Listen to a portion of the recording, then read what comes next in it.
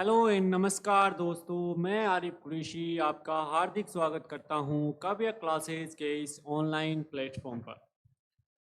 दोस्तों आज जो है ना हम करेंगे जो मेरे हस्तलिखित नोट्स है, जो नोट्स मैंने है ना राजस्थान जीके के बनाए थे उस टाइम, जिस टाइम मैं पहली बार कोचिंग क्लासेस किताबें सब इकट्ठा करके सब कुछ मतलब हर एक जगह से पढ़ा, फिर उनका निचोड़ निकाल के कि यहाँ से इकट्ठा किया, कुछ वहाँ से इकट्ठा किया, अलग अलग कोचिंग क्लासों से क्या क्या इकट्ठा किया। ठीक है, वो सब नोट्स यही मैं आपको कहता हूँ कि अगर कोई नया बंदा है जो नया पहली पहली बार तैयारी करता है तो वो पहले कोचिंग ले और कोचिंग से अलग अलग कोचिंग से वो कुछ नोट्स बनाए, फिर उनका तोड़ निकाल कर एक अपना एक अलग रजिस्टर में नोट्स बनाए, और फिर जब आपको 1-2 साल हो जाए फिर एक नोट्स ऐसे तैयार करके रख लें, एक बुक्स ऐसी तैयार करके रख लें खुद की बुक्स कि अगर आप एग्ज़ाम दे रहे हो और उस हर एग्ज़ाम से पहले, जैसे मैंने कोई एग्ज़ाम देना है 15 मार्च को, तो मैं 12-10 दिन पहले है ना उस ई बुक को, उसी बुक को, ना कि किसी और बुक को, उसी मेरी अपनी हैंड रिटन बुक्स को है ना मैं पढ़ के एग्ज़ाम दूंगा। यही मैंने किया है दोस्तों कि मैंने 2018 से तैयारी किया था। 2018, 19 और 20 तक मैंने खूब नोट्स बनाए, यूट्यूब से, कोचिंग क्लासेस से, online offline.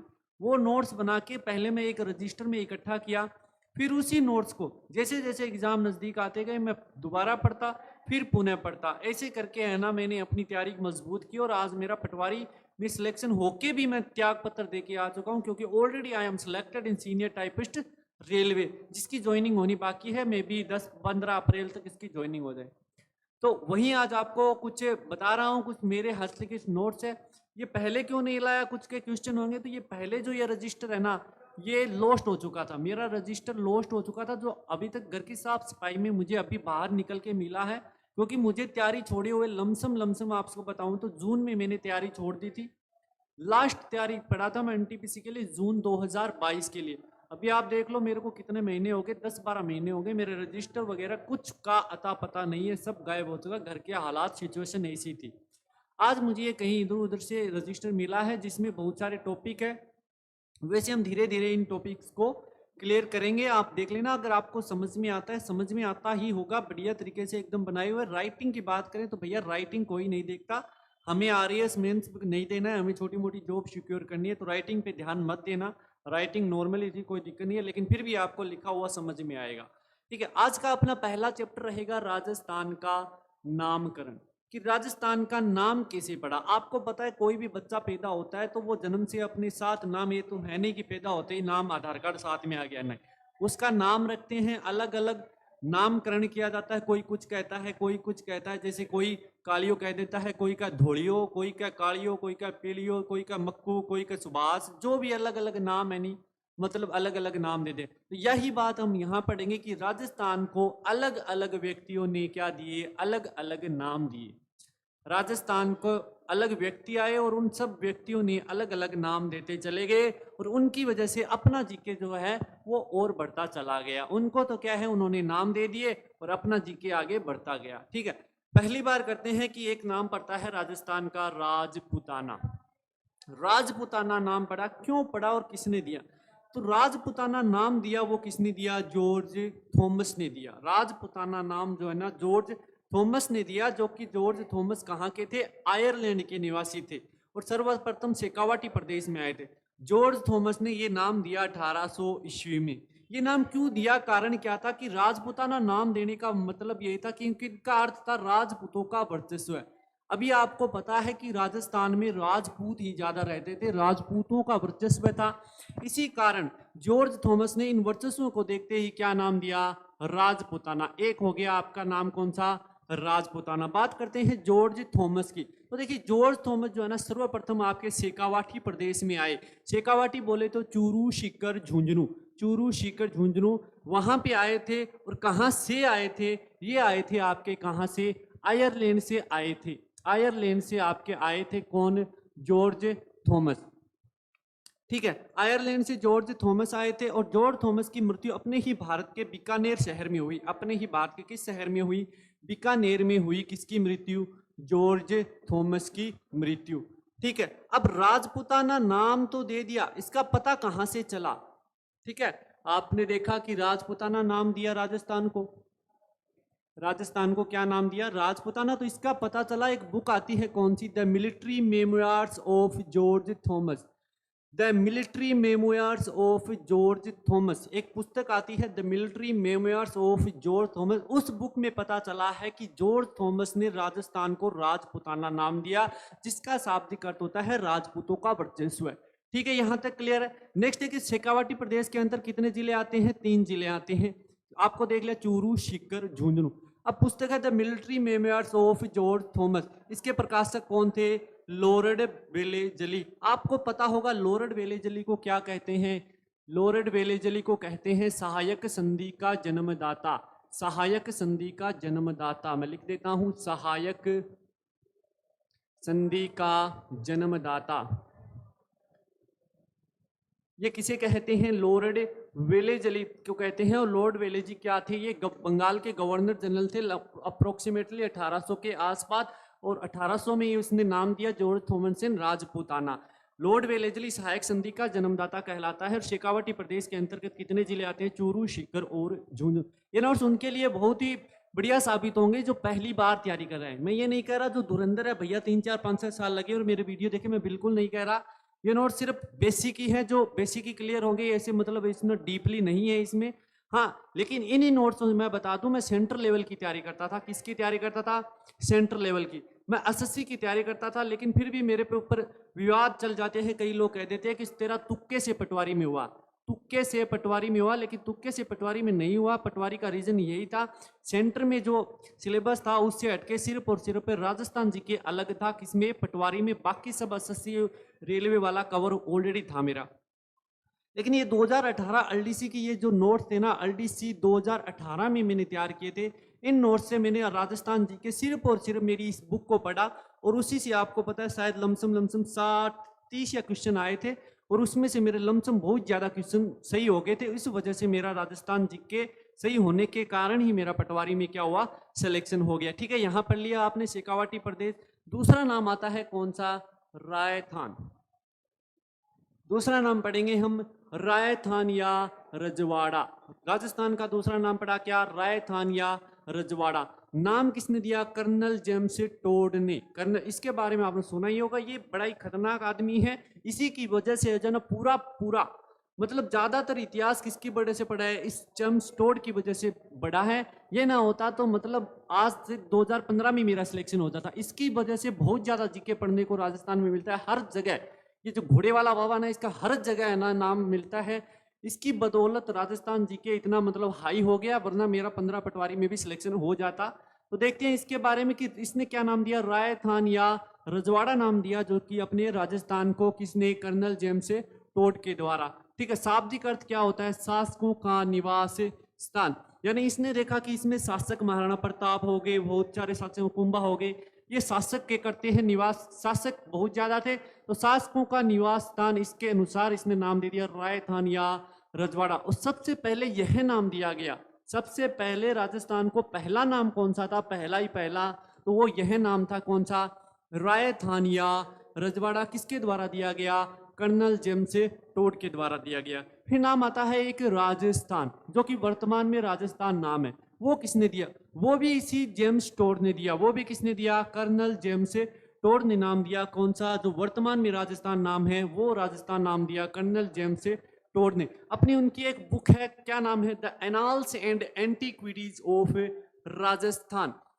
The annals and antiquities of Rajasthan, उसी बुक का दूसरा नाम है the central and western Rajput state of India. वही बात आती है घूम फिर के कि राजपूत निवास करते थे, उसी की वजह, उन्हीं की वजह से है ना राजस्थान के रायथान, रजवाड़ा, शासकों का निवास, राजपूताना, ये नाम पड़े, राजस्थान ये नाम पड़ा। कौन सी बुक है, the annals and antiquities of Rajasthan, जिसका दूसरा नाम क्या है, the central and western Rajput state of India. किसकी पुस्तक है ये है अपने भाई साहब घोड़े वाला बाबा, कौन, कर्नल जेम्स टोड की पुस्तक है। दूसरी बुक है इसकी, दूसरी बुक कौन सी है, द ट्रेवल्स वेस्टर्न इंडिया। यानी इसने पश्चिमी राजस्थान में, जो भारत के पश्चिमी भाग में राजस्थान है, वहां पे अपनी जो यात्रा की थी उसी का इसमें वर्णन कर दिया। दूसरी book the travels western India. और कर्नल जेम्स टोड एक क्या थे? इतिहासकार थे। कर्नल जेम्स टोड क्या थे? इतिहासकार थे, इतिहास लिखने आए थे और उसी की वजह से अपना जीके ज्यादातर बढ़ गया। चलिए आगे देखते हैं नेक्स्ट पेज पर। टोड यानी colonel James Tod, colonel James Tod का सर्वप्रथम राजस्थान में प्रवेश, यानी टोड जो आए थे ना सर्वप्रथम राजस्थान में कहाँ आए थे? तो भैया कहाँ आए थे? मेवाड़ राज्य में आए थे। मेवाड़ उस टाइम उदयपुर वाला भीलवाड़ा वाला था और स्थान कौन सा था? मांडलगढ़ भीलवाड़ा में। तो सीधा ही पूछ लेता है कि टोड, कर्नल जेम्स टोड का राजस्थान में सर्वप्रथम प्रवेश कहाँ हुआ था? स्थान बताइए, जिला बताइए या संभाग बताइए। तो स्थान हो गया मांडलगढ़, वैसे पूछे मेवाड़, जिला हो गया ये भीलवाड़ा, वैसे संभाग हो गया उदयपुर संभाग। तो तीनों क्लियर है कि टोड राजस्थान में कहाँ प्रवेश? मांडलगढ़, भीलवाड़ा, उदयपुर। अगर मेवाड़ के बारे में पूछे तो मेवाड़।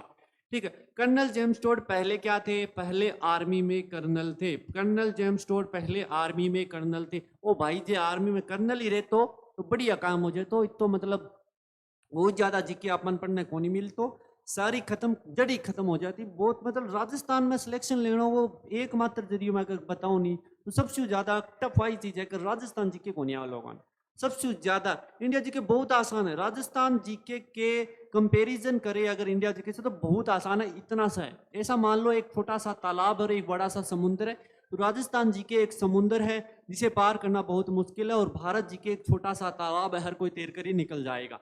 तो ठीक है। कर्नल जेम्स टोड पहले क्या थे? आर्मी में कर्नल थे। आर्मी में कर्नल के वगैरह रहा नहीं गया, इतिहासकार बन गए और घोचा लिए और घोचा ले लेके राजस्थान आ गए। जेम्स टोड, ठीक है, राजस्थान आ गए। अब आते हैं जेम्स टोड के गुरु। गुरु देते हैं क्या? ज्ञान, यानी गुरु का क्या नाम था? ज्ञान यति जैन चंद्र। गुरु का क्या नाम था? ज्ञान यति जैन चंद्र। किसके गुरु थे? जेम्स टोड के गुरु थे। और जेम्स टोड को एक उपाधि थी जिसे कहते थे घोड़े वाला बाबा। घोड़ा लिए इधर उधर फिरते थे, बाबा की सी शक्ल रखते थे, इस कारण लोग उन्हें क्या कहते थे कि भैया आ गए कौन है? घोड़े वाला बाबा। बहुत ज्यादा घुमा फिरे कहाँ पे? राजस्थान में बहुत ज्यादा। हर राजस्थान जीके में बिल्कुल बार बार किसका नाम देखने को मिलेगा? कर्नल टोड का ही नाम देखने को मिलेगा। किसका? Colonel Tod. इस कारण लोग इसे क्या कहते थे? घोड़े वाला बाबा। चलिए आगे देखते क्या है। आगे है जी भारत के इतिहास का पिता। मैंने लिखा क्या? भारत के इतिहास का पिता किसे कहते हैं? तो भारत के इतिहास का पिता किसे कहते हैं? वेद व्यास। और वेद व्यास ने किसकी रचना की थी? महाभारत की रचना की थी। महाभारत की रचना किसने की? सीधा पूछे तो वेद व्यास। और भारत के इतिहास का पिता भी कौन है? वेद व्यास। राजस्थान के इतिहास का पिता, ये देखिए मैंने कहा था ना बहुत बार आए थे। तो राजस्थान का इतिहास किसने लिख दिया? कर्नल जेम्स टोड ने, घोड़े वाले बाबा ने लिख दिया। विश्व का इतिहास किसने लिखा? विश्व के इतिहास का पिता कौन है? हेरोडोटस। हेरोडोटस। उनकी एक पुस्तक आती है हिस्टोरिका जिसमें विश्व का वर्णन है। कौन सी पुस्तक है? हिस्टोरिका। किसके द्वारा लिखी है? हेरोडोटस के द्वारा लिखी है, जिसमें विश्व इतिहास का वर्णन है। भारत के इतिहास का पिता कौन है? वेद व्यास। किसकी रचना की थी? महाभारत की रचना की थी। राजस्थान के इतिहास के पिता कौन है? Colonel James Tod. और विश्व के इतिहास के पिता कौन है? हेरोडोटस, जिसने कौन सी पुस्तक लिखी? हिस्टोरिका पुस्तक लिखी। अब देखिए यहाँ लिखा है कि महाभारत की रचना, महाभारत की रचना किसने की थी? वेद व्यास ने की थी। कौन सी झील के किनारे? पुष्कर झील के किनारे, जो कि आपकी कहाँ पे है? अजमेर में स्थित है। ठीक है। आगे बढ़ने से पहले दोस्तों बताना चाहूंगा आपको कि आप अगर चैनल पर नए हैं तो चैनल को सब्सक्राइब कीजिए, लाइक कीजिए, शेयर कीजिए। अगर मेरा हौसला अफजाई होगा तो मैं आपका हौसला अफजाई करूंगा, मेरे नोट्स आगे भी प्रोवाइड करवाता रहूंगा, जो कि बढ़िया आपको मतलब इतना ज़्यादा बेनिफिट मिलेगा कि आप सोच नहीं पाओगे। हर एग्जाम में देखने का, अगर इस बुक से, मेरी इस बुक से क्वेश्चन ना मिले तो देख लेना, बता देना कि सर आपकी इस बुक से एक भी क्वेश्चन नहीं आया। ठीक है। तो आप चैनल को सब्सक्राइब कीजिए, शेयर कीजिए, ज़्यादा से ज़्यादा शेयर कीजिए लोगों के साथ, दोस्तों के साथ। ठीक है। महाभारत का प्राचीन नाम, महाभारत का प्राचीन नाम था जय संहिता। क्या नाम था? जय संहिता। और महाभारत की रचना किसने कर दी? आपकी वेद व्यास ने। किस झील के किनारे? पुष्कर झील के किनारे, जो कि कहाँ? अजमेर में। आगे महाभारत का एक युद्ध हुआ था, आपको पता है, जो कितने दिन चला? 18 दिन तक चला था। महाभारत का युद्ध कितने दिन तक? 18 दिन। महाभारत की भाषा कैसी थी? संस्कृत थी। अब प्रॉब्लम हो गई यहाँ पे, महाभारत की भाषा तो संस्कृत थी, लेकिन अकबर को क्या हुआ, संस्कृत नहीं आती थी, तो अकबर को क्या आती थी, फारसी आती थी। तो इसकी भी चर्चा करेंगे, क्या क्यों आया था। महाभारत में श्लोक पूछे तो कितने, 1 लाख श्लोक। अब अकबर को फारसी आती थी, तो अकबर ने क्या किया, इसका फारसी में महाभारत का अनुवाद करवा लिया। इस कारण अनुवाद विभाग की स्थापना किसने की, अगर आपसे पूछे सीधा डायरेक्ट ही पूछता है, अनुवाद विभाग की स्थापना किसने की, अकबर ने की थी। अनुवाद, ये जो आप गोले देख रहे हैं ना, मैंने आज नहीं मारे भैया, ये जो ब्लैक ब्लैक के गोले देख रहे हैं ना, आज नहीं मारे। ये गोले का कारण होता है कि एक पेपर हो गया तो सीधा पड़ा, फिर वही दोबारा दूसरा पेपर दो, इसका गोला रट्टा मारो भैया, इसको याद करो, गोले मारकर करो, व्हाइटनर से करो। इसको याद करने का यही तरीका है, इसको पढ़ो बार बार। एक बार पढ़ने से कुछ नहीं होता मेरे भाई, बार बार पढ़ना ही पड़ेगा, तब जाके याद होगा। आप सोच रहे हो मैंने एक बार पढ़ लिया भूल गया, सभी के साथ है, आपके साथ नहीं, ये सभी के साथ हो रहा है। सभी ऐसा होता है, एक बार पढ़ेंगे तो भूल जाएंगे। गोला मार मार के कैसे कैसे करके आपको, मतलब आगे और दिखाऊंगा रजिस्टर की हालत कैसी है और कैसे कैसे नोट्स है, आपको आगे भी देखने को मिलेंगे। मैंने जो आपने थंबनेल देखा है ना, नदियों के मतलब चित्र निकाल निकाल के उनकी इतनी मेहनत से नोट्स तैयार किए थे कि उनकी फोटोआं डालकर, और उसके झील है, उस झील का ऊपर से नाम, नदियों का नोट्स, नदियों ऐसे नदियां पानी में बह रही है, ऐसे लग रहा है कि किताब में नदी बह रही है। जब आगे पढ़ेंगे ना तब आपको पता चलेगा कि किस मेहनत से नोट्स बनाए थे, जिस वजह से मेरा पटवारी में सिलेक्शन हो गया था। तो महाभारत का फारसी अनुवाद किसने करवाया, अकबर ने, क्योंकि अकबर को क्या नहीं आती थी, संस्कृत नहीं आती थी। अनुवाद विभाग की स्थापना किसने की, अकबर ने की। फारसी में महाभारत का नाम दिया गया रज्यनामा। फारसी में महाभारत का क्या नाम दिया गया, रज्यनामा नाम दिया गया, और इसका अर्थ क्या होता है, युद्धों की पुस्तक। यानी अकबर ने फारसी में महाभारत के पुस्तक का क्या नाम दिया, रज्यनामा, और जिसका अर्थ हिंदी में क्या होता है, युद्धों की पुस्तक। यानी महाभारत क्या थी, युद्धों की पुस्तक। एक और आती है रामायण। रामायण की रचना पूछ लेता है किसने की थी, महर्षि वाल्मीकि ने की थी, महर्षि वाल्मीकि। ये गोले करने की आदत मेरी बहुत पुरानी है, मुझे शायद यही लगता है कि ये आदत ही है ना मेरे, मुझे आगे लेके गई, क्योंकि जिस नाम पे ऐसे गोला कर दिया ना, मुझे लगता है मेरे को वो याद रहता था। एक बार नहीं तो 2 बार नहीं, 3 बार नहीं, 10 बार, पता नहीं इस रजिस्टर को मैंने कितनी बार पढ़ा है, कितनी बार गोले किए। ये तो चैप्टर आसान था तब 1-2 बार किए, आगे जाके और भी चैप्टर मुश्किल थे जिनको याद रखना मुश्किल था, तब मैं बहुत बार बार गोले किए हैं। ठीक है, रामायण की रचना किसने की थी, महर्षि वाल्मीकि ने की थी। और महाभारत की रचना किसने की थी, वेद व्यास ने की थी। कर्नल जेम्स टोड की मृत्यु पूछे तो कहाँ पे हुई, इंग्लैंड में हो गई थी। कब हुई थी, 1835। कब हुई थी, 1835 में कर्नल जेम्स टोड की मृत्यु। ठीक है, अब एक और आता है आपका चौथा, क्या, मरुकांताय नाम। मरुकांताय नाम, मरुकांताय नाम किसने दिया था, महर्षि वाल्मीकि ने। आप इधर सोचे हो कि वाल्मीकि का जिक्र क्यों है, तो इस कारण आया कि महर्षि वाल्मीकि ने राजस्थान का नाम क्या दिया, मरुकांताय। सीधा डायरेक्ट पूछ लेता है कि मरुकांताय नाम राजस्थान का किसके द्वारा दिया गया था, तो आपका राइट आंसर क्या होगा, महर्षि वाल्मीकि के द्वारा दिया गया था। चलिए आगे चलते हैं। एक आता है ब्रह्माव्रत।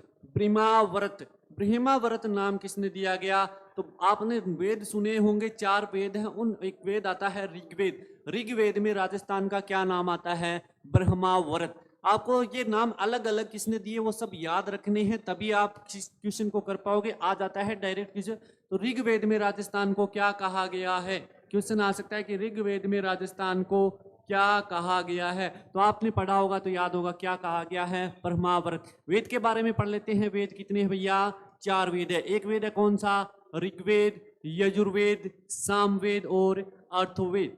ऋग्वेद क्या है, सबसे बड़ा और प्राचीन वेद है। ऋग्वेद क्या है, सबसे बड़ा वेद है और क्या है, प्राचीन वेद है। सबसे पुराना वेद कौन सा है, ऋग्वेद है। ऋग्वेद का उपवेद, ऋग्वेद का उपवेद, ऋग्वेद का उपवेद है कौन सा, आयुर्वेद। आपसे पूछे ऋग्वेद का उपवेद कौन सा है, तो आयुर्वेद है। यजुर्वेद, यजुर्वेद का है यज्ञ करना, यज्ञ किए जाते हैं यजुर्वेद में। और यजुर्वेद का उपवेद कौन सा, धनुर्वेद। ये देखिए ऐसे लाइनें मार मार का मतलब रट्टा लगाए हुए हैं बहुत खतरनाक तरीके से, तब जाके क्लियर हुआ था एग्जाम। एग्जाम ऐसे ही क्लियर नहीं होता, 2-4 पढ़ लिया ठीक है, ऐसे नहीं होता। एक ही बुक्स को बार बार रटना पड़ता है मेरे भाई, तब जाके एग्जाम क्लियर होता है। हाँ, यजुर्वेद का उपवेद कौन सा, धनुर्वेद। अब धनुर्वेद में भी 2 पार्ट है, एक कृष्ण धनुर्वेद और एक शुक्ल धनुर्वेद। ये सब चीजें याद रखनी पड़ेंगी। तीसरा है सामवेद। सामवेद को कहते हैं भारतीय संगीत का जनक। क्वेश्चन आता है भारतीय संगीत का जनक किसे कहा जाता है, तो सामवेद को कहा जाता है। और सामवेद का उपवेद कौन सा है? गंधर्व वेद। सामवेद का उपवेद कौन सा है? गंधर्व वेद। यजुर्वेद यजु धनु, ठीक है। ऋग्वेद आयुर्वेद, आयु पुरानी होती है ना, तो ऋग्वेद आयुर्वेद ऐसे याद रखना। यजु धनु, यजु धनु, यजुर्वेद धनुर्वेद, ठीक है। सामवेद का गंधर्व वर्द। और अर्थवेद है नया वेद है, सबसे नया लेटेस्ट, एकदम लेटेस्ट से नया वेद कौन सा है? अर्थवेद है। और इसमें क्या है? कन्या जन्म की निंदा, कन्या जन्म की निंदा। और इसका उपवेद कौन सा है? अर्थशास्त्र। उसका उपवेद कौन सा है? अर्थशास्त्र। अर्थवेद यानी कि अर्थशास्त्र। चलिए आगे चलते हैं। आगे क्या है? आगे उस टाइम के 2017-18 की बात है, तब के ये क्वेश्चन है 5 जो कि आपके फायदेमंद नहीं है। अभी तो कुछ इसका काम है नहीं है, करंट की बात थी उस टाइम, ठीक है। इसमें एक नोट है, नोट डाल के लिखा हुआ था मैंने, हरी पीली काली पेन, लक्ष्य तो बहुत किए थे।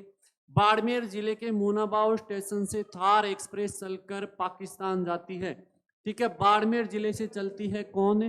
थार एक्सप्रेस। कौन से स्टेशन? मुनाबाव स्टेशन। कहाँ जाती है? पाकिस्तान जाती है। ये एक इंटरनेशनल ट्रेन है जो बाड़मेर जिले के मुनाबाव स्टेशन से चलकर पाकिस्तान जाती है, लाहौर तक जाती है। कौन सी ट्रेन? थार एक्सप्रेस, ठीक है। ये था एक छोटा सा परिचय, एक फर्स्ट चैप्टर ही है, आगे और चैप्टर करवाएंगे धीरे धीरे।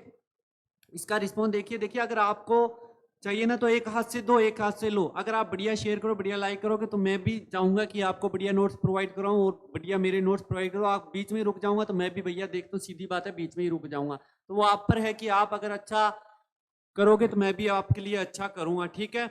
मिलते हैं नेक्स्ट वीडियो में आरिफ एक्स पटवारी या आरिफ सीनियर टाइपिस्ट के साथ। सीनियर टाइपिस्ट जिसकी अभी मेरी ज्वाइनिंग नहीं हुई है और पटवारी को रिजाइन मार दिया है। आपको बता दिया नोट्स के लिए क्या है क्या नहीं है। पहले आप कोचिंग जाइए, कोई सी भी कोचिंग जाइए, किसी भी कोचिंग में जाइए, जाकर आप उन सब नोट्स को इकट्ठा कीजिए और फिर अपनी एक नई बुक, ये जो बुक है ना मैं बता दूं, उस टाइम 17-18 में मैंने 150 रुपये की ली थी। 150 रुपये का एक फुल बड़ा रजिस्टर लिया था, जो बान बैठते हैं ना, ऐसे बड़ा सारा रजिस्टर होता है, उस रजिस्टर में फुल बड़ा लंबा चौड़ा रजिस्टर था और पेन वगैरह सब मिला के 200 रुपये का खर्चा किया था इस नोट्स के लिए। तब इसमें जाके नोट्स मैंने बढ़िया बढ़िया बनाए थे। राइटिंग अब भैया कुदरत की देन है, राइटिंग सही नहीं है तो इसमें मेरा क्या कसूर, ठीक है। चलिए मिलते हैं नेक्स्ट क्वेश्चन नेक्स्ट वीडियो में। ओके, धन्यवाद।